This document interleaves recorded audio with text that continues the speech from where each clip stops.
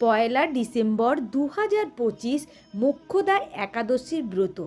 অগ্রহায়ণ মাসের শুক্লপক্ষের মোক্ষদা একাদশীর ব্রত সকল স্থানে সারা বিশ্বে একই দিনে পালিত হবে। পয়লা ডিসেম্বর 2025 সোমবার সকলেই আপনারা পালন করুন এই মোক্ষদা একাদশীর ব্রত।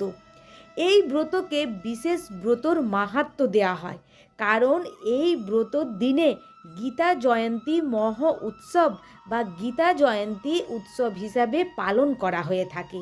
কারণ এই দিনে পরম পুরুষোত্তম ভগবান শ্রীকৃষ্ণ গীতার জ্ঞান প্রদান করেছিলেন অর্জুনকে উদ্দেশ্য করে, সমগ্র জগৎবাসীর উদ্দেশ্যে, সকল মানুষের উদ্দেশ্যে ভগবান গীতার জ্ঞান দান করেছিলেন। তাই এই দিনটিকে বা এই তিথিটিকে অত্যন্ত মাহাত্ম্যপূর্ণ দিন হিসেবে ধরা হয়।